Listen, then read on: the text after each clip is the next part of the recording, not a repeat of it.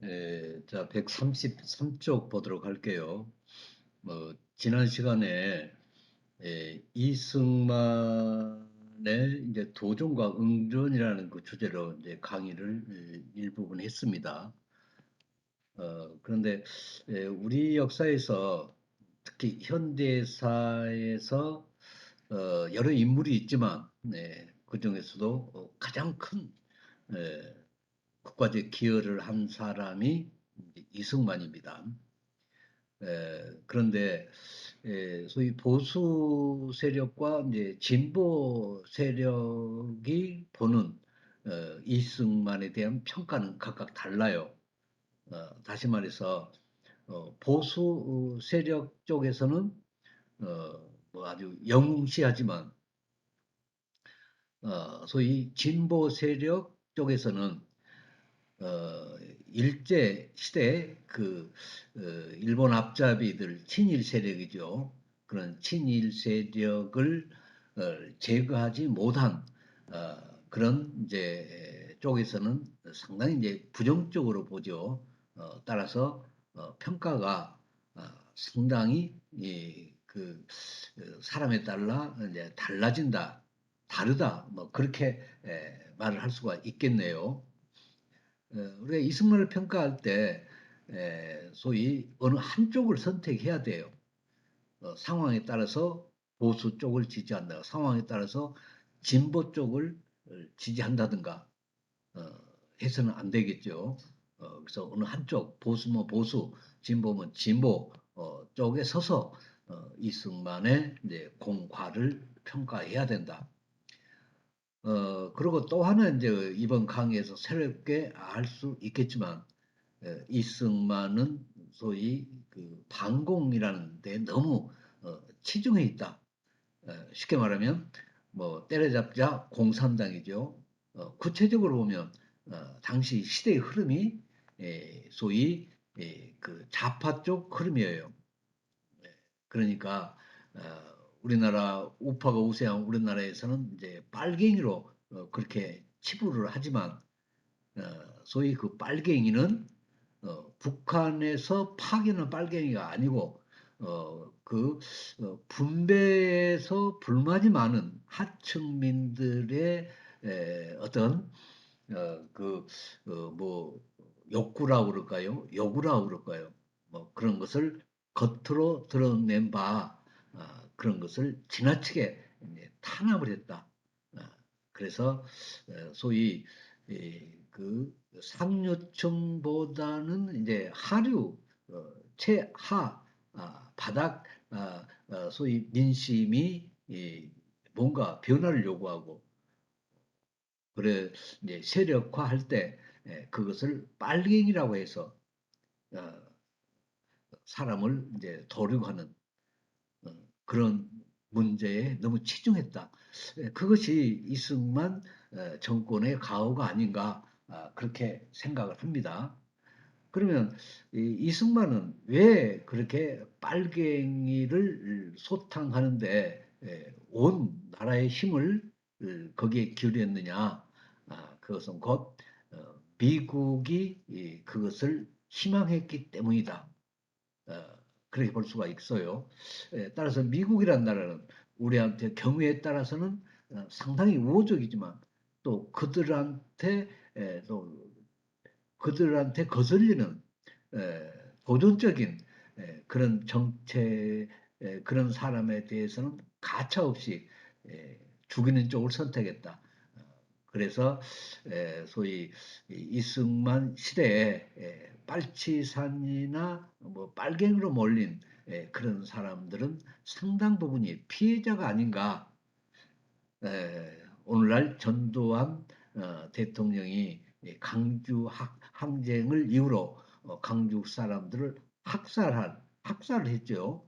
어, 그래서 문제가 큰 것처럼 제주 4.3 사건, 소위 빨갱이라는 이름하에 그 지역의 어린이들까지 전부 한 4, 5만 명을 죽이고 또 여수에서도 몇만 명을 죽이는 그런 역사적 가오를 저지르지 않았느냐 그런 생각을 하게 됩니다. 이 문제를 여기에서 공부하도록 하죠. 그다음에 이승만과 이제 미국 간의 관계가 나오네요. 그런데 저번 시간에도 얘기했지만 미국을 가장 잘 아는 한국 사람 중에 첫 번째가 이승만이다. 그럴 수밖에 없는 게 젊었을 때 미국을 건너가서 미국의 도움을 받아서 박사 학위까지 취득을 했죠. 지금으로 말하면 코리안 드림을 이룬 사람이 이승만이다.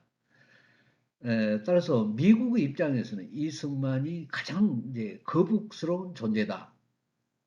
에, 왜냐 미국 생각을 샅샅이 알고 있기 때문이다. 이제 그렇게 말할 수가 있겠네요. 첫째로 미승만에 대한 평가는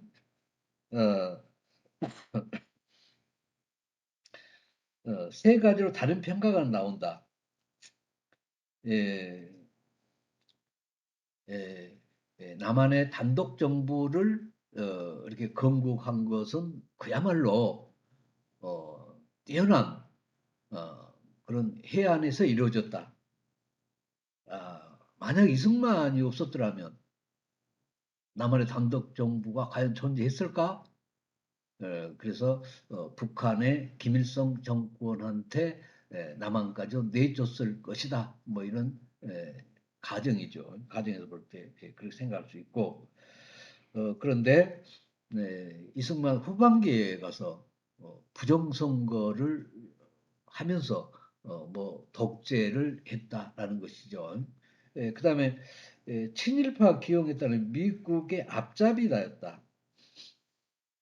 이 진보 세력들이 이승만을 가장 부정적으로 보는 이유의 하나는 소위 친일 세력을 단죄하지 않은 것이에요. 그것은 미국의 뜻이기도 했다. 또 실제적으로 단시간에 이승만 사람으로 나라 조직을 짤 수가 없었다. 원래 이승만은 독립운동을 할 때도 개인 플레이를 했어요.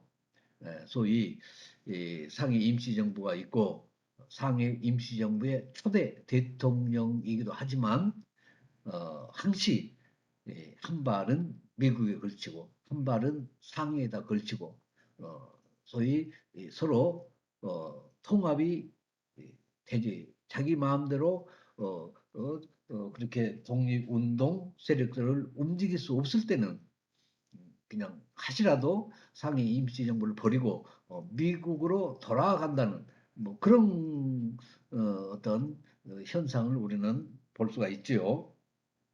그래서 이승만이 최후로 믿는 것은 미국이다. 또 이승만의 성장, 정치 권력 취득 과정을 보면 아무튼 젊었을 때 20대 초반에 미국으로 가서 박사학위를 받고 또다시 미국 인사가 된다. 그래서 어떻게 보면 미국이 앞잡이다. 라고 말하는 것은 좀 지나친 측면이 있지만 그거는 사실입니다. 에, 지금 모든 대학 사회는 미국 대학교 출신 교수가 거의 7, 80%예요. 한 80%라고 보면 되겠네요. 그래서 유럽 출신의 박사가 한 10%, 국내 박사가 한 10%, 그렇게 이루어지고 있다고 볼 수 있어요. 그래서 한마디로 말해서 대학교 교수 80%가 미국 출신이다. 지금 여기서 한 것처럼 뭐라면 미국의 앞잡이다. 그렇게 말을 할 수가 있어요. 그래서 한때는 유럽에서 박사학위를 받으러 오면 거의 뭐 교수 되기가 하늘의 별 따기예요. 왜? 미국 출신 교수들이 후배 교수를 미국 학위를 가진 사람을 뽑는다는 거예요. 뭐 지금은 그런 게 조금 이제 IMF 이후 조금 없어졌지만 그래도 이제 그런 에, 법칙은 그대로 살아 있습니다. 그래서 이승만이 미국 앞잡이다.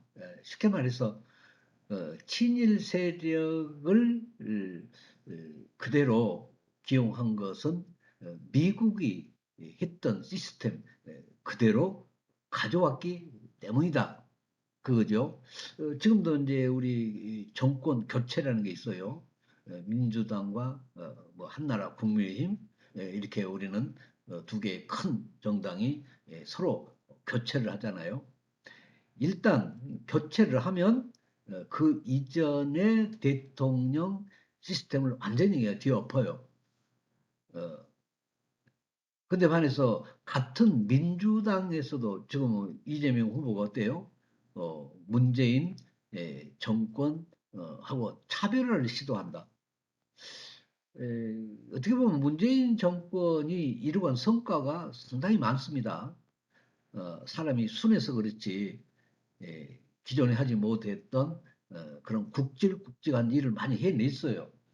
뭐 검찰 개혁부터 시작해서 여러 가지 문제를 실시했고 대학에서도 소위 그 시간 강사들을 의무적으로 기용하는 그 강사법이라는 것을 작년에 만들어 가지고 시간 강사들의 그 여건을 상당히 좋게 만들어줬죠. 그 이전에 김대중 정권부터 노무현 정권, 이명박 정권, 박근혜 정권에서도 못했던 시간 강사 문제를 어, 소위 그좀 기초 토대를 만들어 줬다. 상대적으로 비전임이 있는 초빙 교수나 뭐 겸임 교수 이제 그분들은 이제 손해를 많이 본 거죠.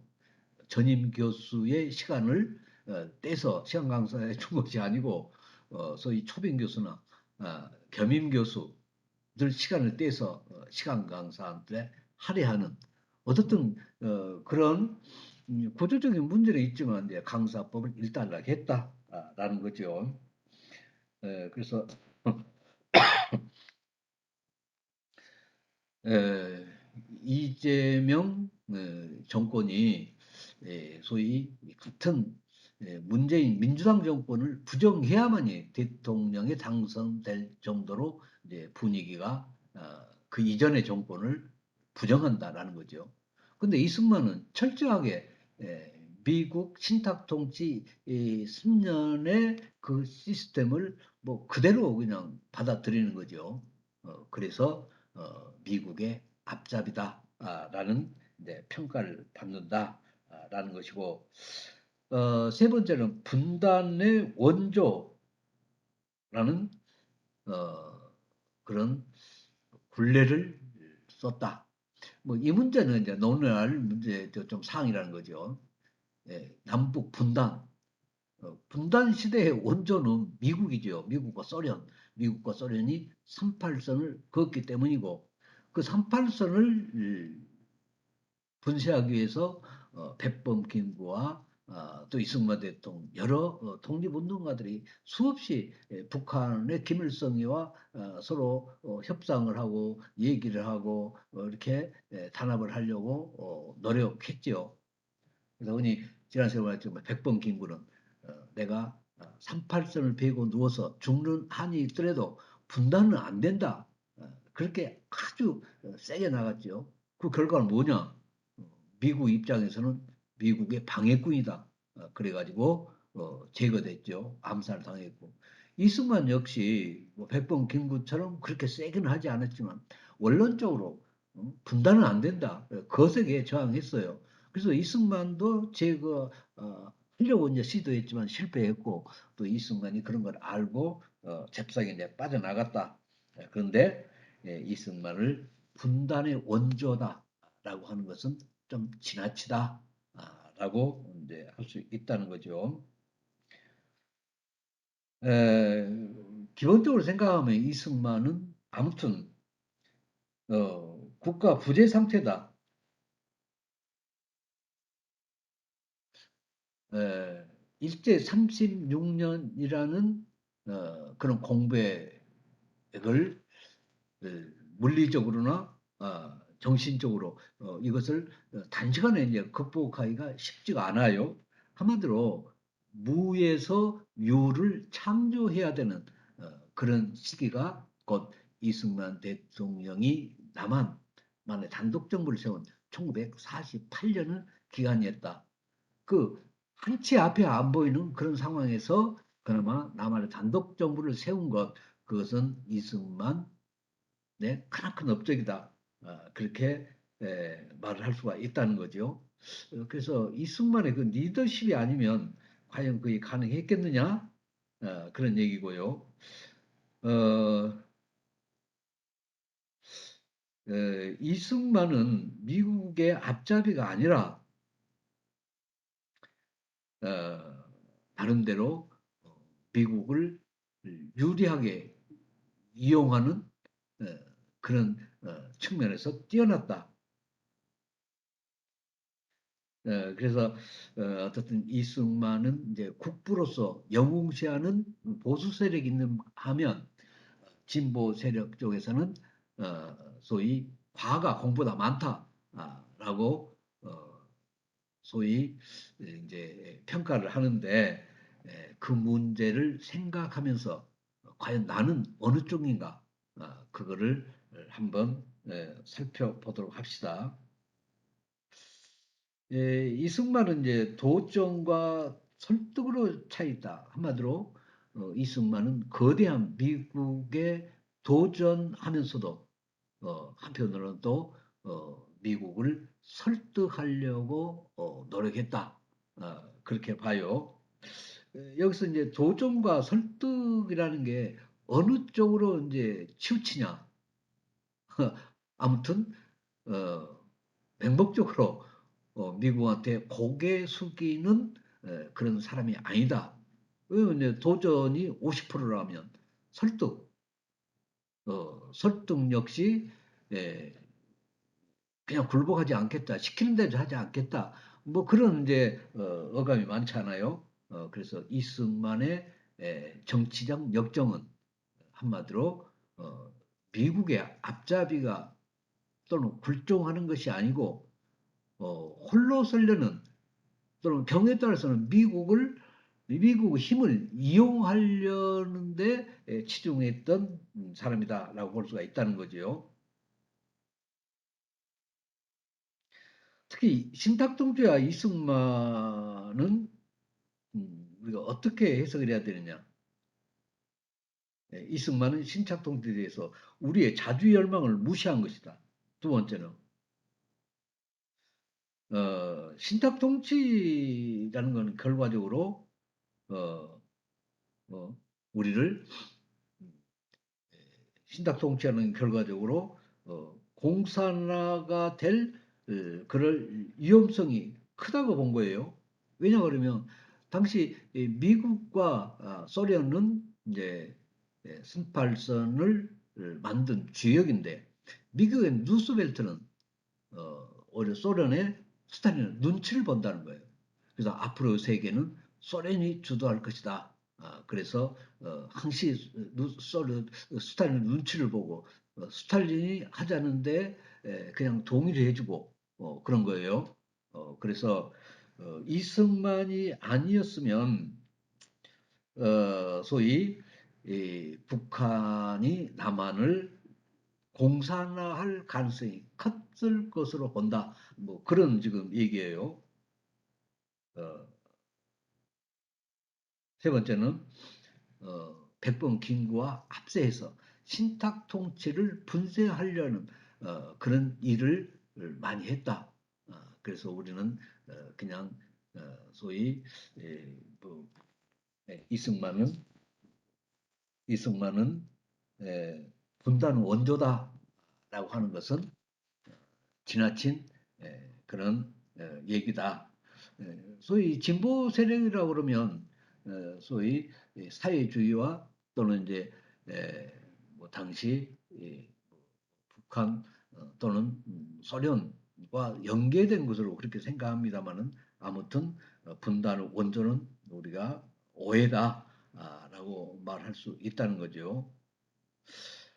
어, 우리가 이제 이승만을 미국의 앞잡이라고 얘기하는데 그것이 아니라는 그 증거가 뭐냐 그러면 소위 당시 김규식이라는 분이 있어요. 이분은 이제 아주 그 외국의 능통해요.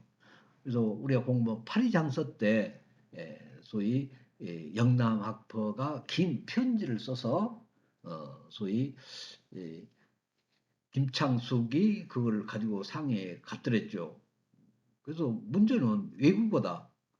근데 이 편지를 가지고 가서 실제로 전할 수 있는 그 바로미터는 뭐냐? 어떻든 대화를 해야 되고 대화가 능통해야 된다는 거예요. 그래야만이 세계 열강 지도자들을 설득할 수 있는데 당시 김창숙은 외국어를 이제 거의 할 수 없죠. 그래서 외국어를 잘하는 김규식 파리에 가 있는 김규식한테 정권을 일임했다. 그런 이제 장면이 나와요. 근데 김규식은 이제 키도 작기도 하지만 어떻든 당시 사상적으로 보면 좌파와 우파가 거부감을 느끼지 않는 그런 인물이었다. 그래서 미국은 오히려 미국의 손쉽게 다룰 수 있는 김규식을 한국의 대통령으로 하려고 생각했다. 이승만은 거추장스럽게 생각했다. 또 이승만은 부담스러워했다는 거죠. 왜냐? 미국을 너무 잘 알고 어, 이승만의 마지막 목표는 어, 한국의 자유로운 국가를 세우는 것이다. 간섭받지 않는 국가를 세우는 것이다. 뭐 그런 것을 눈치챈 것이죠. 어, 그래서 이승만의 소위 초창기 남한의 단독 정부를 세우고 초창기 어떤 신념을 보면 미국을 어떻게 이용할 것이냐 그런 문제 아주 치중을 했어요. 그래서 그냥 단순하게 미국을 적대적으로 보는 것이 아니고 미국은 어, 앞으로 세계를 이끌어갈 그런 소위 자유국가의 원조다. 한국이 기댈 수 있는 유일한 나라다 생각하고 미국을 활용하는 그런 정책에 골몰했다. 이건 이제 우리가 지금 가장 동북아시아에서 난제는 일본보다는 오히려 중국이에요. 중국이 10년, 20년 전하고 10년 전하고 중국은 확 달라졌어요. 20년 전만 하더라도 가장 싼 가격으로 관광을 갈 수 있는 나라가 중국입니다. 중국은 이제 여행을 가면 소위 중국의 아들, 딸들이 한국에서 온 여행객들을 이제 마사지를 해줘요. 선생님도 한 15년 전에 가봤습니다. 쿤밍이라고. 소위 관광 코스에서 마사지 받는 코스가 있어요.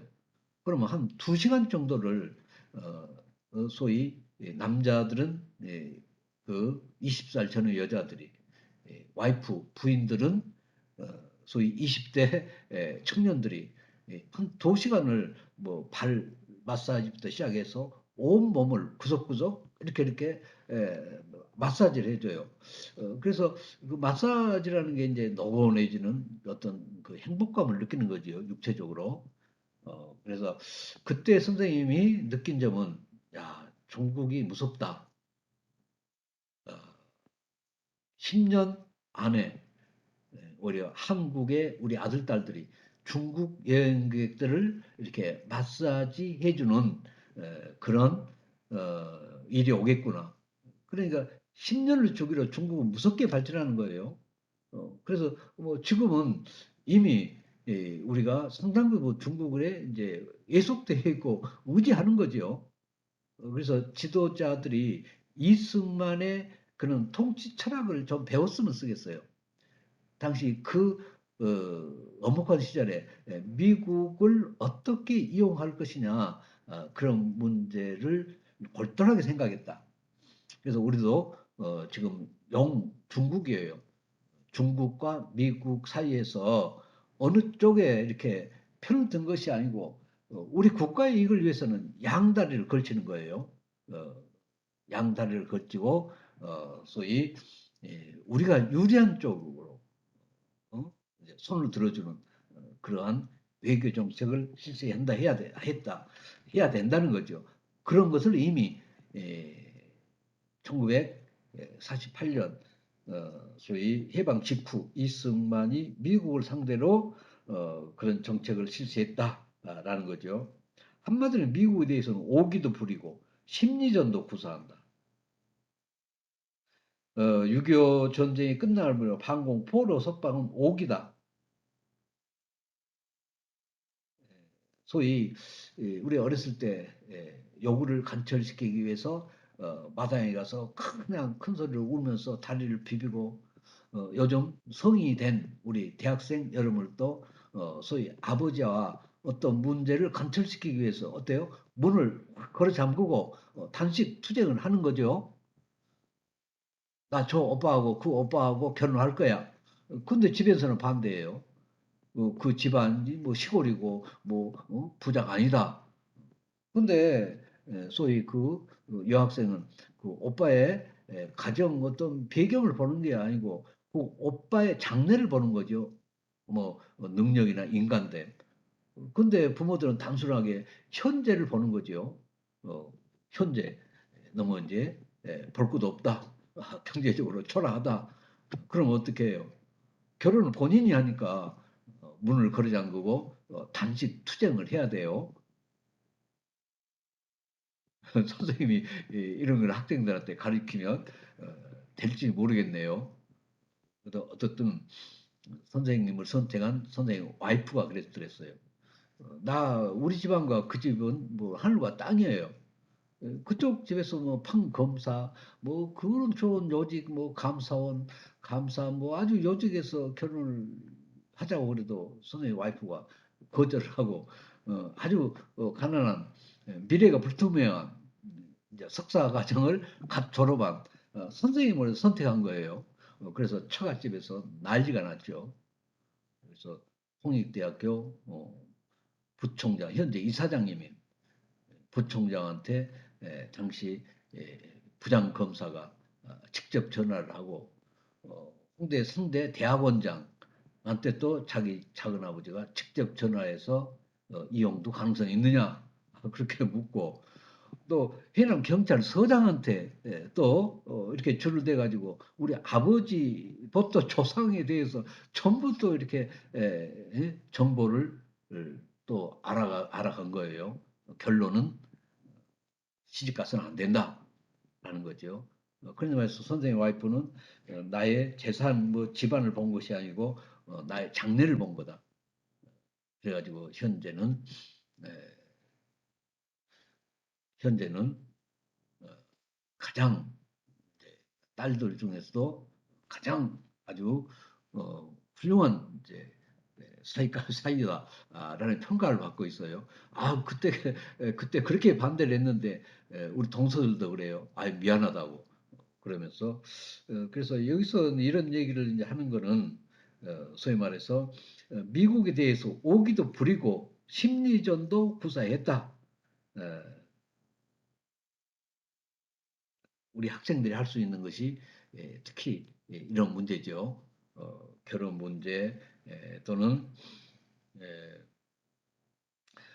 에, 오빠를 선택하고 싶은데 집안에서 반대하고 그랬을 때는 그냥 부모님 뜻을 따르는 그런 학생도 있겠지만 소위 도전적인 그런 학생은 에, 부모하고도 서로 냉전할 수도 있고 목적한 바를 이루기 위해서 심리전도 치르는 경우도 있다라는 거죠. 좀 얘기가 길었습니다. 아무튼 이승만이 일본을 상대로 이승만이 소위 그 시대의 흐름이 사회주의입니다. 소련에 의한 국토 분단 그것이 38선이지요. 그런 엄혹한 시기에 1948년 대한민국을 탄생시켰다라는 것이 이승만의 가장 큰 이제 업적으로 우리가 평가할 수 있다.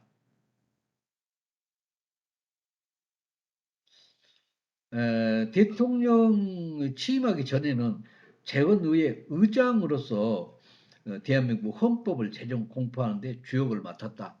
어, 사실 예, 우리나라를 이제 통치하는 가장 근간이 되는 것이 소위 그 헌법을 제정하는 일이죠. 또 법률을 만들고 그러는데 어떤 몇 사람이 주역이라 하면 그 중에 이승만 대통령이 한 사람이다라는 거네요. 이승만에 대한 공과 평가가 아주 서로 다르다.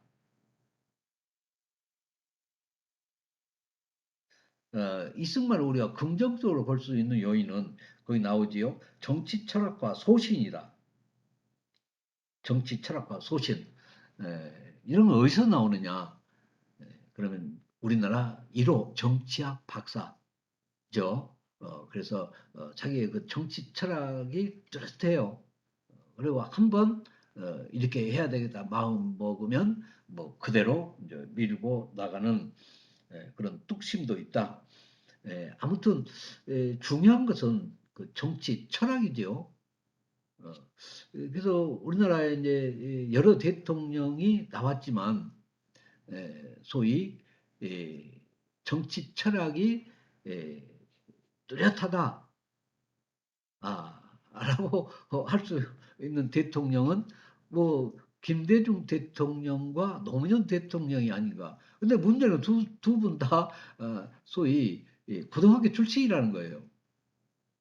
그래서 한쪽은 독서를 많이 하고 또 한쪽은 나름대로 소신이 강하다.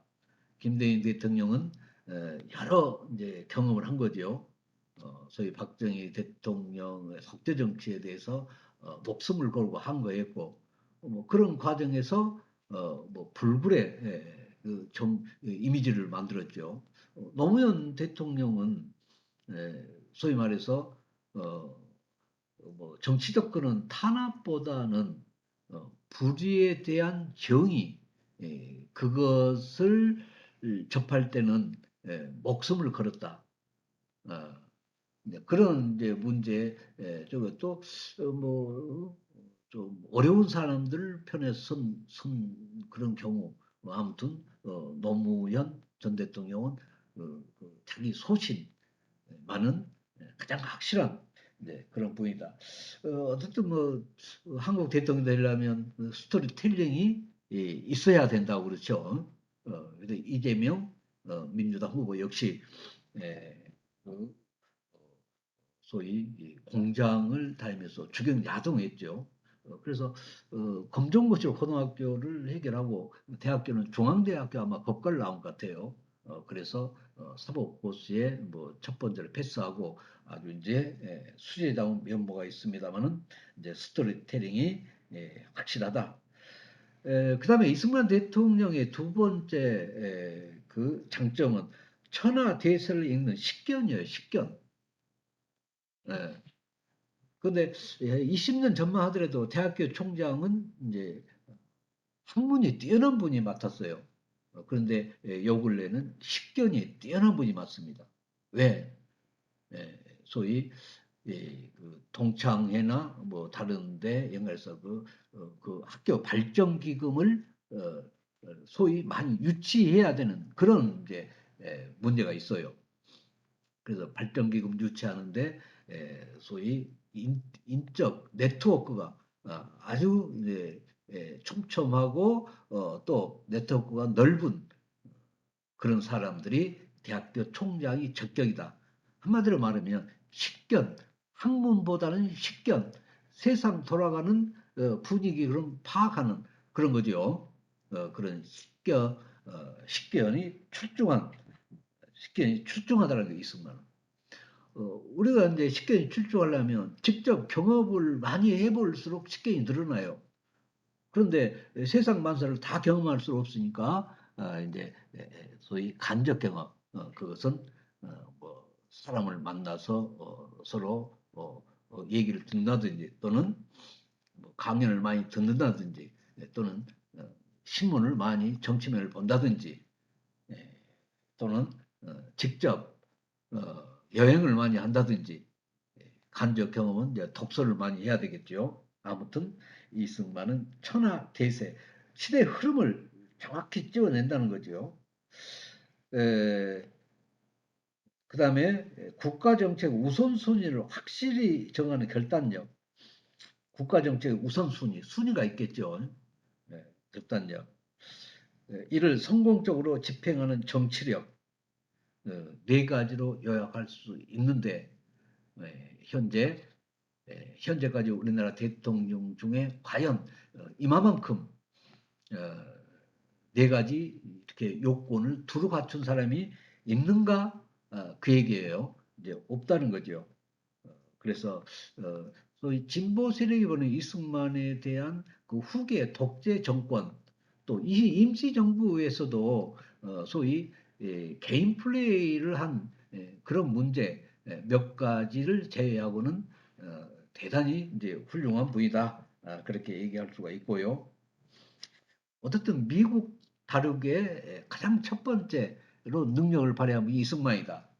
근데 우리 역사에서 미국 다루기는 그야말로 어려운 문제다. 쉽지 않아요. 맨 밑에 거기 네 셋째로 보면 그동안 미국은 협력과 간섭, 기대와 한멸, 자정과 사대의 흐름이 교차한다.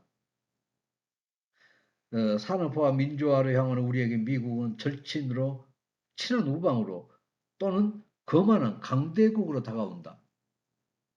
미국 우산은 편했고 후원은 든든했다. 반면에 그 영향력에서 벗어나려고 하면 가차없이 우리를 내쳤다. 그 이제 한 예로 박정희 대통령의 그 소위 뭐죠?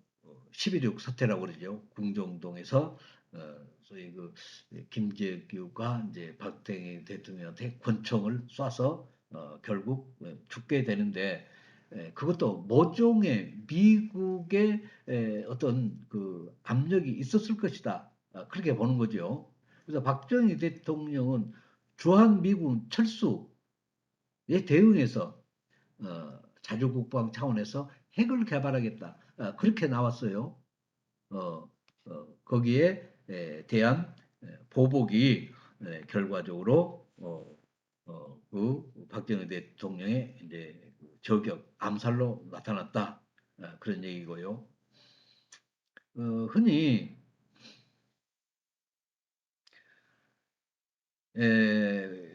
흔히 이제 미국과 친하면 반공이고 분단을 긍정적으로 보는 것이고 미국을 반대하는 그런 세력들은 민주화 통일이라는 좌파 쪽 이제 역사관을 가지고 있는 사람들이다.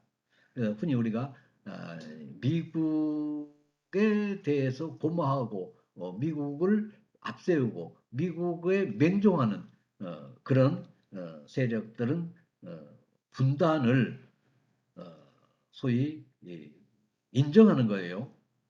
소위 반공 세력이고 우리나라는 이제 소위 국민의힘과 같은 한나라당이죠. 그래서 윤석열도 앞으로 미국과 좋게 지내겠다 뭐그 얘기예요. 그리고 반공 특히 어떤 경우도 북한을 적대 세력으로 보겠다라는 것이고 그래서 따라서 이 뭐 통일을 하려면 그게 쉬운 일이 아니고 우리 전체 국민들의 연봉의 절반을 북한에 줘야 된다. 그러니 차라리 분단 상태로 분단 시대를 고착하는 게 좋다. 그렇게 지금 얘기를 하고 다니죠.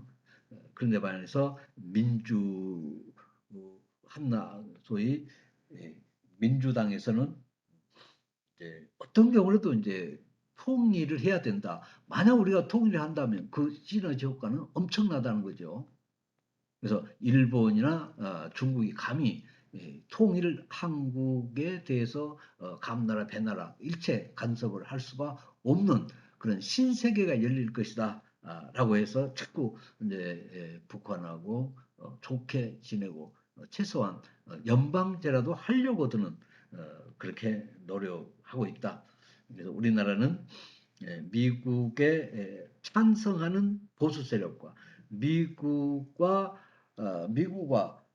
소위 적대적일 수도 있다는 이제 소위 민주 세력과 서로 대립해 있다. 중요한 것은 미국을 우리가 어떻게 다룰 것이냐, 이용해 먹을 것이냐 그 문제라는 거죠. 일찍이 이승만 대통령은 미국 머리 꼭대기에 올라가서 미국을 잘 요리했다. 그런 얘기네요. 이승만과 기독교는 소위 이승만은 이제 소위 기독교면 개신교입니다. 개신교가 이승만을 만들었다.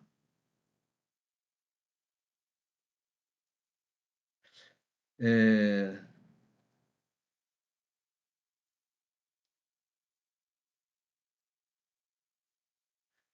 에, 거기 이제 일본이 식민지를 통해 한국을 근대화시켰다. 라고 하는 그 이승만 기독교 관해서 이제 보자는 것인데 그 얘기는 나오네요. 어쨌든 이승만은 원래 운동권 출신이에요. 몰락 양반 집안은 운동권 출신.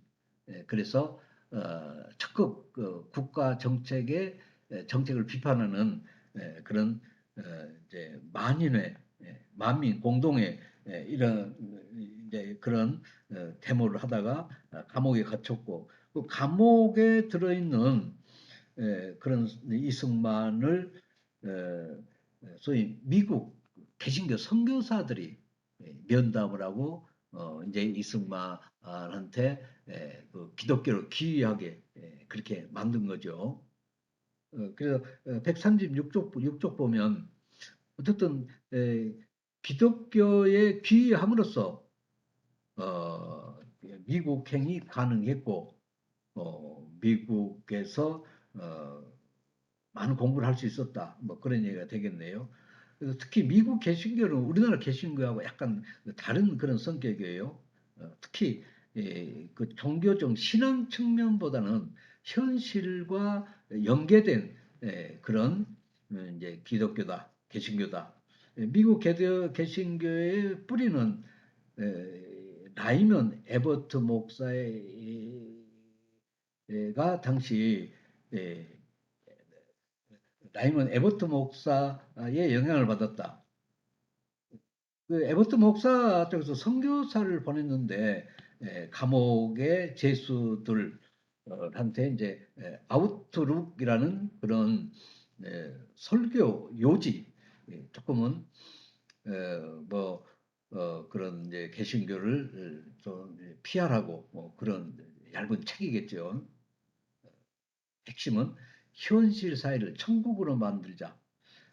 개신교를 믿으면 그런다는 거죠.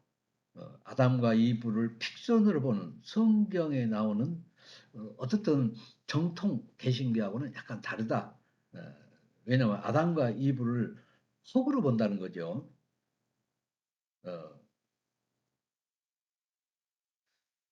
그래서 이승만이 기독교를 받아들임으로써 어, 받아들임으로써 미국에 갈 수 있는 이제 문이 열리고 또 한편으로는 자기 나름의 정치적인 어떤 그 가치관, 철학이 확고하게 만들어졌다. 그런 점에서 이승만을 만든 80%는 개신교다라고 할 수 있다는 거예요. 그래서 원래 20대 이승만은 요즘 말로 운동권이었다. 근데 만민공동회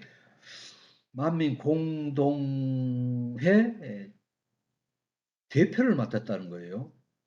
20대 초반부터 정치적 명성을 얻었다. 왕정을 폐지하고 민주주의를 도입하자 주장했다는 거죠. 어쨌든 독립운동가 중에서도 급진 유학자들은 독립이 된다면 예전에 왕체제보다는 전제주의보다는 공화주의로 간다. 라는 이제 그런 생각을 했는데 이승만도 20대 때 이미 그런 생각을 했고 그것은 곧 미국의 정치를 이제 그대로 받아들인다, 모방한다 그런 이제 얘기가 되겠죠.